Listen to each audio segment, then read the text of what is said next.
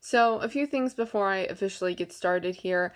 My last video of what I got during the Criterion flash sale, and my other video of like my top 10 favorite films on the Criterion collection have gotten a lot of views lately, which also I'm assuming is where more subscribers are coming from because of like Criterion, those two videos. So I just like to say thank you and hello to new subscribers and for people viewing those videos. Although I don't know if people know, I have like a 11 through 20 top favorite films on the Criterion collection that I did like after the top 10, so it's kind of backwards, but I don't think as many people know about that video.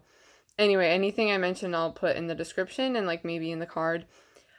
So because of that though, two things. I feel the need to one, clarify that I like don't only make videos about film and the Criterion collection or like related to those things. I like reading. I'm in front of my bookshelves. This is where I film. So I like reading even though I haven't been reading for like the past year. Haven't been as into it, trying to get back into it. And I would like to make more videos about books and what I'm reading, as well as I pretty often mention music to some capacity. So, and then two, I feel the need for my next video, like this video, to be film and Criterion related, even though I literally just said it's not the only thing I make videos about. I was thinking of my next video being EXO related because they're coming back with a new album. It's on I can't even speak. It comes out on November 27th.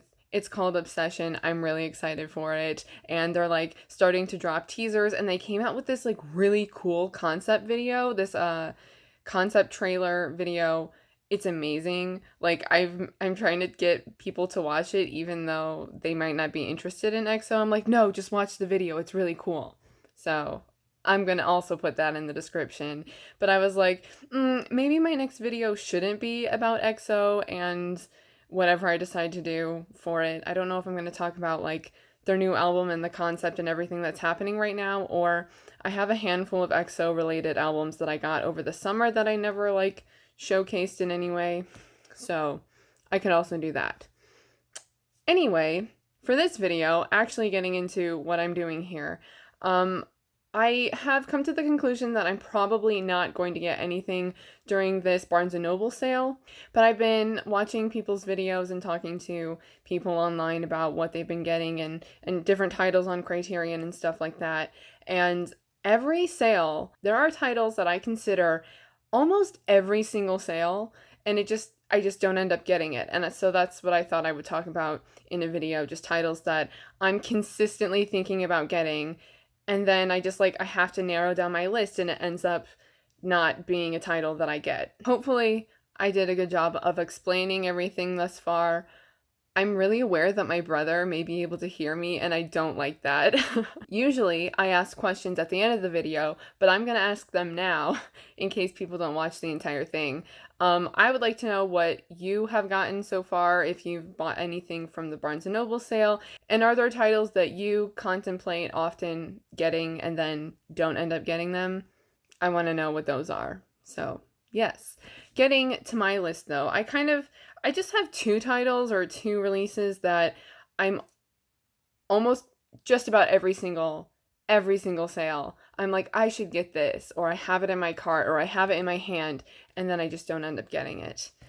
So there are two of those, and then the rest are like pretty often I think about getting them, but it's not necessarily like every single time. Also, I thought about showing you like the covers on my tablet, but I just don't think that works very well. It doesn't look good on the screen, so I don't have any visuals here. So first I have the Pierre Étaix box set, which has 5 films in it.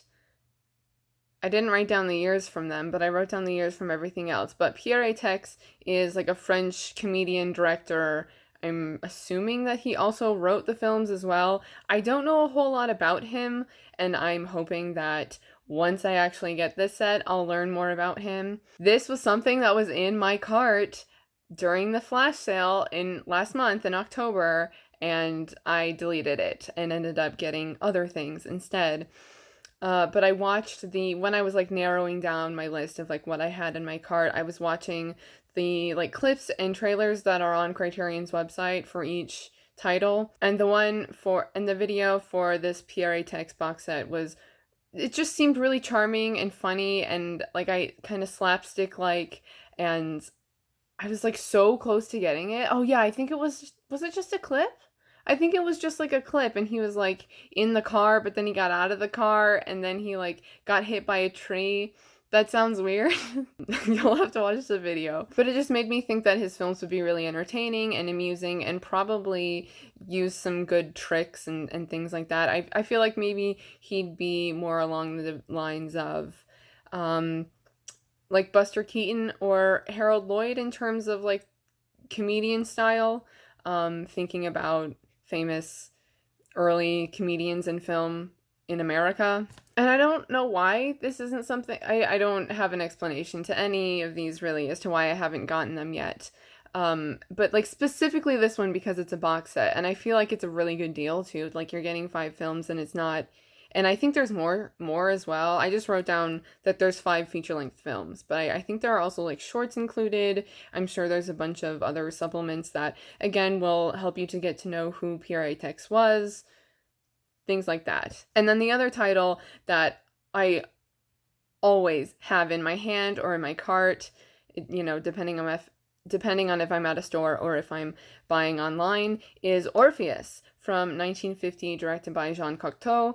And I've already seen this, which is kind of one of the reasons why I haven't gotten it yet, which is weird though, because I really love it. But there's just like this hope in me that the Orphic trilogy will come back into print and be re-released as like a Blu-ray box set, and I don't want to like double dip. I don't know why I should just get it. This is why Orpheus is in this category, because I don't know. I should get it. I always think about getting it. I can't even speak. I always think about getting it though, and then I don't. So yeah, I haven't seen any of the supplements for it. I watched it, I think when it was like on Hulu Plus, when Criterion used to be on Hulu, like way, like before Filmstruck, obviously before the Criterion channel. Although I think it's on the Criterion channel now. I'm not sure about the supplements, but I think the film is.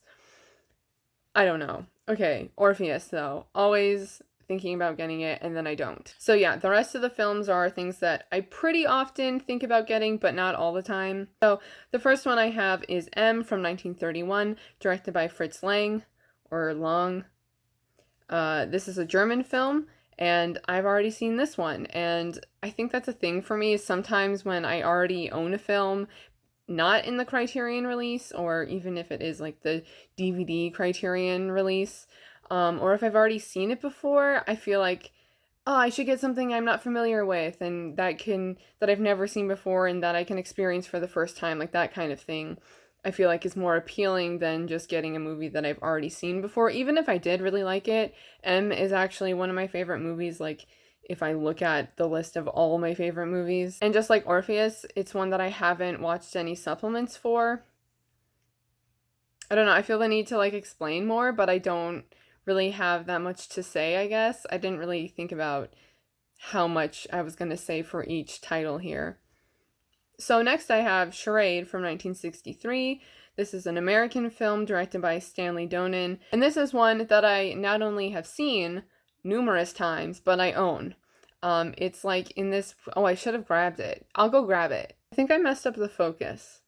But I have this weird 100th anniversary spotlight collection of screen couples from Universal. I don't know. I asked for Charade one year for Christmas when I was in high school, and I got this really odd box set. Like, it's not even a box set. It's just, I don't know what these are called. But it has Charade, Double Indemnity, My Little Chickadee, and Pillow Talk. It's not the best, but I have the film, so if I'm like at Barnes & Noble and I have 2 films in my hand and one of them is Charade and another one is a film that I haven't seen before and don't own, then it's like I should go with that one. So Charade is one that I have still yet to get the Criterion edition of, and I'm, again, another title that I'm looking forward to seeing the supplements on. And then I have All That Heaven Allows, which is another American film. This one is from 1955, directed by Douglas Sirk, and the cover just really intrigues me for this one. And it's also one of the titles that I'm not sure if it's still available on dual format, but it was at one point a dual format title. And I know I've seen like the trailer for this, but I mix it up with another, I think Written on the Wind, I kind of mix up with this one because I watched the trailers for those at the same time and they both looked good. This one I just pick up more often because Written on the Wind is only available on DVD right now, and all of these have Blu-ray releases. So I'm just someone who has the unfortunate luck. It's not luck.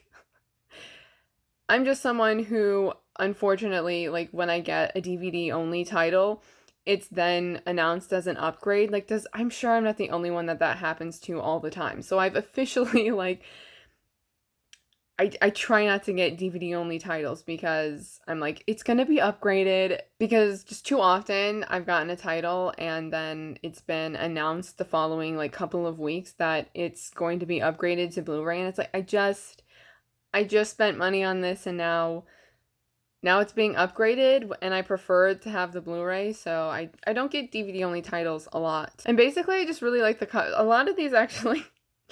I feel like the next ones are kind of just, they're available in certain editions or have, like, an intriguing cover, but I also, like, want to see the film. Obviously, wanting to see the film is still a part of why I picked them up in the first place, or consider them in the first place. So next I have Ace in the Hole from 1951, an American film directed by Billy Wilder. And this one has a really cool, I hope it's not available. Oh my God. I just started like 3 different sentences at once. This is also a title that was available on dual format. I'm quite sure it's no longer available on dual format and now just separate DVD and Blu-ray. But it was one of the digipack kind of releases. And I thought that was cool, as well as I think the booklet kind of looks like a newspaper, if I'm not mistaken, because it has to do with a newspaper article or like journalist or something. Again, I don't know the specifics of the plot for this, but I remember really liking the way that the physical release is in connection to like the premise of the film.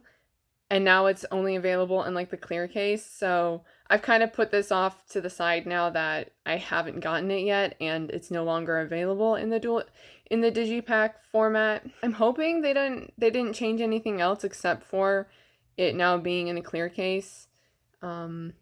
Yeah, because I don't see why they would change like the booklet of it. But I don't know. Next I have The Uninvited from 1944, an American film directed by Lewis Allen, and this is just one that I think about getting because it's one of the cheaper titles.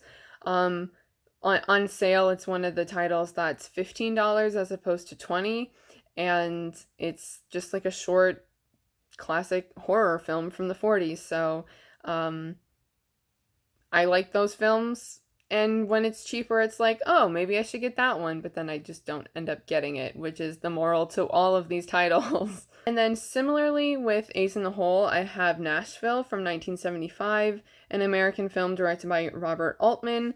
And this one, again, was available on dual format with the digipack physical packaging. And it's no longer available like that because I just put off getting it. Again, every single time I had it in my hand, I was like, no, I'm gonna get this title instead. And I think one of the reasons why this is something that I haven't picked up yet is because I've seen a few other Robert Altman films, and although I've liked them, I haven't been a huge fan of them. I think upon repeat viewings, I may be more interested in them because I know what to expect now, but I don't know. I think specifically Three Women is what I'm thinking of. Like, that was a very odd movie. I don't even know how to explain that, and it's also just been a few years since I've seen it, so I think that kind of is a factor that is discouraging me from picking this up. Next is Love Streams from 1985, an an American film directed by John Cassavetes. And I think this is just one that I don't really know that much about, but I like John Cassavetes. It stars Jenna Rollins, who was his wife, and also obviously an acclaimed actress. I like the both of them, but it just is a title that I haven't gotten yet. I think this is still available in dual format though. It never had digipack packaging, so it's only available in the clear case, but I'm pretty sure it's still dual format. Next, I have two Robert Bresson films. One is A Man Escaped, that's from 1956, and the other one is Pickpocket from 1959. Pickpocket was, again, available in dual format and in the digipack packaging. And A Man Escaped has just a really interesting cover, and I think it came out around the same time that I got into Criterion. I could be wrong on that, but I'm pretty sure it was a somewhat recent release, or maybe it was even announced soon after I got into Criterion. And I don't even really know anything about these films. Actually, you know what? Now that I think about it, both covers are just like images from the film of like one of an object, right? It's like the pocket, and what's on the cover of A Man Escaped? It looks like a crown made out of like barbed wire. Is that right? Huh, okay, well anyway, it's really simple but intriguing, because you're like, what is the significance of this? Although I have seen the trailer for A Man Escaped a long time ago, but still. And again, just haven't picked them up yet. And also, these are French films. Did I mention that Orpheus is French? I don't think I did. I literally wrote down what they were to make sure I said them, and I don't think I said that Orpheus is French.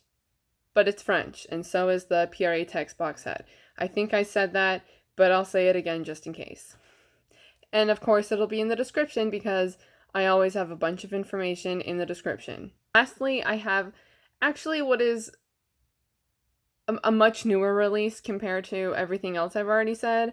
And that is The Virgin Suicides. I already have it, which is why I'm like, oh, maybe I should get it, but maybe I shouldn't. I think about it, and then I don't end up getting it, because I already own it on this DVD.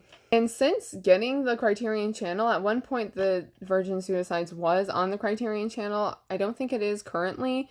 Things have been going in and out of rotation since its launch, so I'm not sure if it's currently on there, but I don't think it is.